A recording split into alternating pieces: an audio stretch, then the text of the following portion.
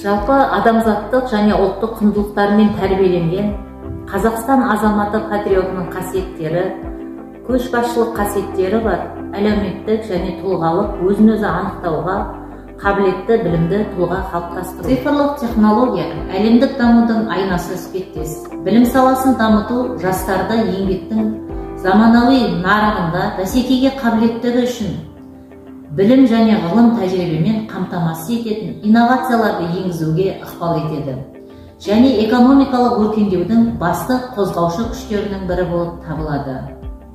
Білім және ғылым министрі Аймағамбетов ел президенті Қасым-Жомарт Тоқаевтың тапсырмасына сәйкес цифрлық білім ауқымды жобасын жүзеге асыруды ұсынды. Мұғалімнің басты міндеті жоғарғы деңгейдегі адамгершілік иесі болуы, білімі, кәсіби біліктілігі, мейірмандығы оқушыларға үлгі болу керек. Асылзат дәл сондай мұғалім. Және сонымен қатар кәсіби деңгейі жоғары, танымдық әлеуеті үлкен, жаңалыққа жаны құмар шығармашыл ұстаз. Оқушылардың ғылыми зерттеу жұмыстарына Асылзат мұрындық болып жүр. Оның ғылыми зерттеу жұмыстары жоғары бағаланып, аудандық, облыстық кезеңдерде жақсы жетістіктерге жетіп жүр. Жалпы Асылзат шығармашыл, жаңашыл, кәсіби деңгейі жоғары мұғалім.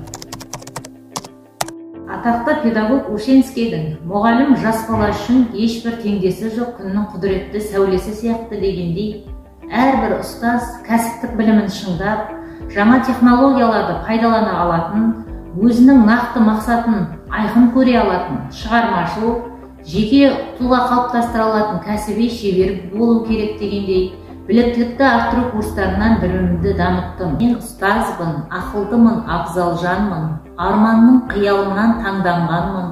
Ұстаз деген ұлыстың мәнін біліп, өміріме діңгек қып таңдап алдым. Осы өлең жолдарына қарап, өзімнің ұстаз болғанымды мақтан етемін. Еңбек етуімнің арқасында аудандық, облыстық және республикалық деңгейлердегі түрлі семинар, вебинарларға, байқауларға қатысып, жетістіктерге қол жеткіздім. Түрлі саладағы ақпараттарды тарата отырып, қоғамдық санаға әсер ету мақсатында баспасөз құралдарында түрлі тақырыптарда мақалалар, әдістемелік таңдамаларын жариялау әрбір жаңашыл педагогтың шығармашылығын шыңдайды сөзсіз.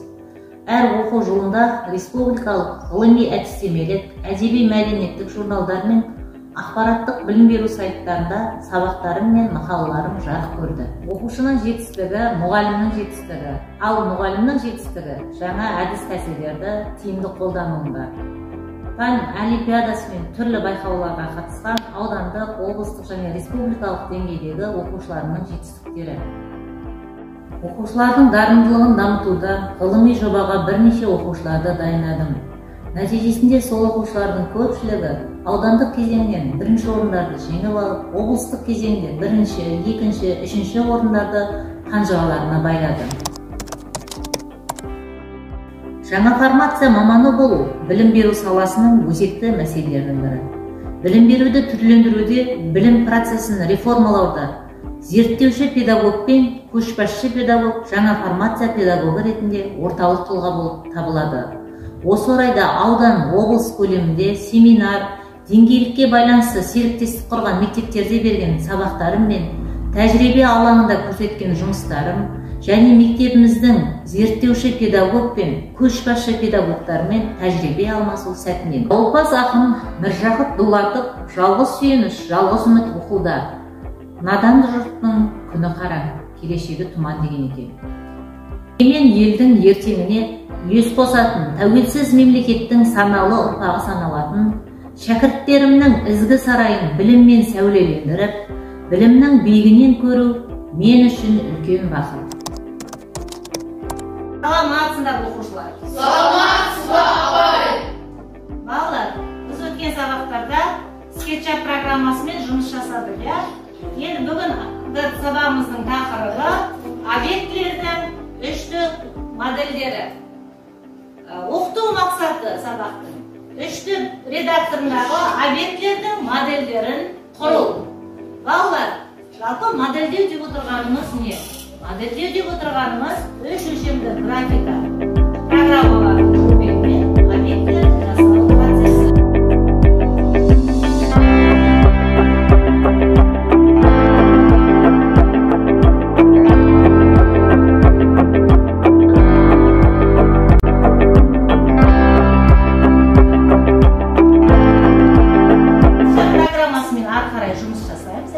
туралы жұмыс жасаймыз.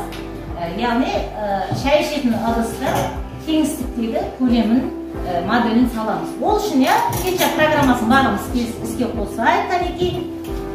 Ары қарай жұмысымызды бастайық. Яғни осы объектіні жасау барысында қандай әрекеттер жасап жатсыз? Ең бірінші шеңбер құру үшін шеңбер құралын пайдаланамын. Бұл созу батырмасының көмегімен шеңберді ыдыстың бойындай етіп жоғары көтеремін.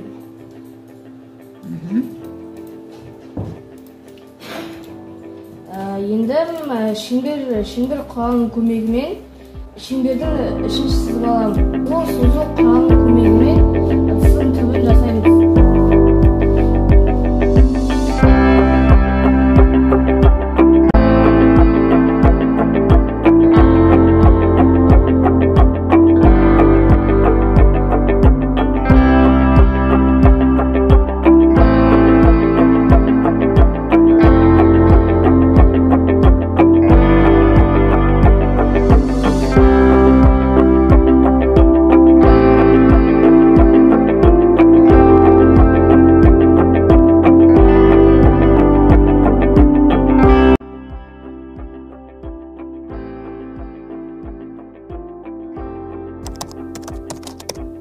Асыл заттың жақсы қасиеттерінің бірі асыл заттың адамгершілігі.